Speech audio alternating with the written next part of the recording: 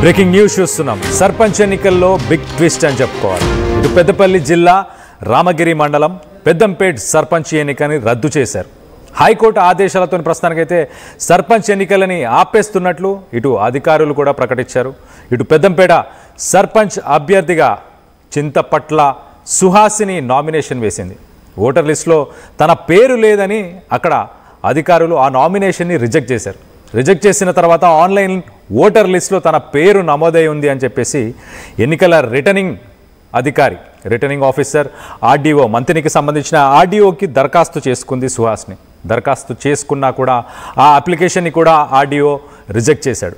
మొత్తం మీద హైకోర్టుని ఆశ్రయించింది ఆ సర్పంచ్ అభ్యర్థి సుహాసిని నామినేషన్ స్వీకరించి గుర్తును కూడా కేటాయించాలని చెప్పేసి హైకోర్టు అయితే ఆదేశాలని జారీ చేసింది. అప్పటికే 4 అభ్యర్థులకి గుర్తులను కేటాయించడంతో సర్పంచ్ ఎన్నిక మరి నిలిపివేయాలంటూ కూడా ఇటు హైకోర్టు ఆదేశాలను ఇవ్వడం జరిగింది. సో మొత్తం మీద ఒక రకంగా బిగ్ ట్విస్ట్ అని చెప్పుకోవాలి.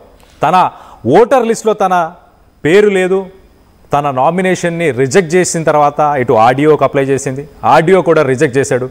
ఆర్డీఓ రిజెక్ట్ చేసిన తర్వాత హైకోర్టుకి వెళ్ళారు. హైకోర్టుకి వెళ్ళిన తర్వాత హైకోర్టు మొట్టికాయలేసి ఎట్టి పరిస్థితుల్లో మీరు తనకు ఒక గుర్తును కేటాయించి దాంతోపాటు ఎలక్షన్ని కండక్ట్ చేయండి అని చెప్పేసి హైకోర్టు ఆర్డర్స్ రిలీజ్ చేసింది. అయినా కూడా మొత్తానికి ఓ లిమిటెడ్ నెంబర్ ఆఫ్ గుర్తులు ఉండడంతో ఆ 4కి ఆల్రెడీ కేటాయించారు కాబట్టి సర్పంచ్ ఎన్నికని నిలిపివేయాలని హైకోర్టు ఆర్డర్స్ అయితే జారీ చేసినట్టు తెలుస్తుంది. దీనికి సంబంధించి అసలు ఒకసారి ఆ బాధితులు ఇటు సుహాసిని ఏం మాట్లాడిందో తన మాటల్లోనే ఒకసారి వినే ప్రయత్నం చేద్దాం. పెద్దపల్లి జిల్లా రామగిరి మండలం మాది పెద్దంపేట గ్రామం. చింతపట్ల సుహాసిని నేను సర్పంచ్గా నామినేషన్ వేశాను. తీసుకురం చేసినందుకు మేము హైకోర్టుకు వెళ్ళడం జరిగింది. మాకు అధికారులు న్యాయం చేయాలని కోరుకుంటున్నాను. చింతపట్ల నాగరాజు తాజా మాజీ సర్పంచ్ని పెద్దంపేట గ్రామ పంచాయతీ రామగిరి మండలం అది. ఈ ఎలక్షన్లో మహిళా రిజర్వేషన్ మా గ్రామ పంచాయతీ మహిళా రిజర్వేషన్ జనరల్ మహిళ కావడం వల్ల మా భార్యను ఎలక్షన్ బరిలో పోటీ చేయడం కోసం నామినేషన్ వేయడం జరిగింది. నామినేషన్ వేసిన క్రమంలో గ్రామ పంచాయతీ ఓటర్ లిస్టులో పేరు లేదు అని చెప్పి ఆర్ఓ గారు దాన్ని నామినేషన్ తిరస్కరించిన దానిపైన నేను ఆర్డీఓకు అప్పీల్ చేసుకోవడం జరిగింది.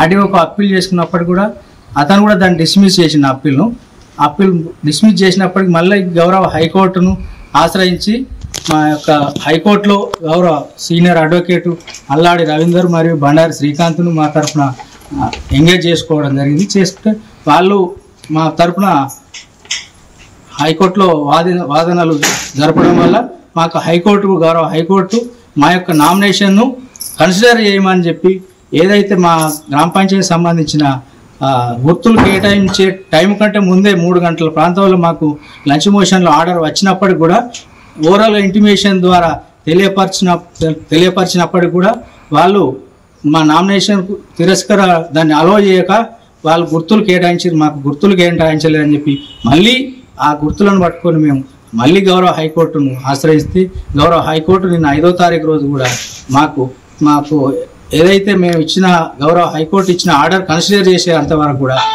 ఈ ఎలక్షన్లను నిలుపుదల చేయాలని చెప్పి హైకోర్టు వారు ఆర్డర్ ఇవ్వడం జరిగింది. దీనిపైన ఈ ఇచ్చిన గౌరవ హైకోర్టు ఆర్డర్ను అమలు పరిస్తే మాకు న్యాయం జరుగుతుందని చెప్పి మేము కోరుకుంటున్నాం.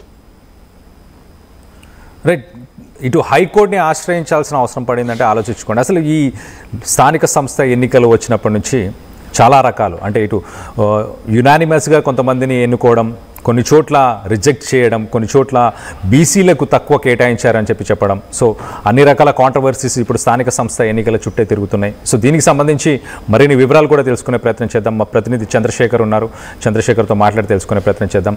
సుహాసిని ప్రధానంగా ఇటు ఎవరైతే అప్లికేషన్ పెట్టారో ఇటు సర్పంచ్కి సంబంధించి నామినేషన్ వేశారో సుహాసిని, ఆయన చెప్తున్న పాయింట్ ఏంటంటే ఆన్లైన్లో దరఖాస్తులో ఆన్లైన్ ఓటర్స్ లిస్టులో నా పేరు ఉంది కదా, రిజెక్ట్ చేయాల్సిన అవసరం ఏముందని చెప్పేసి ఆయన చెప్పుకొస్తుంది. సో దీనికి సంబంధించి అసలు ఎన్నికల రిటర్నింగ్ ఆఫీసర్ ఇటు ఆర్డీఓ కానీ వీళ్ళు కానీ స్పందించారా, దీనిపై ఏమంటున్నారు?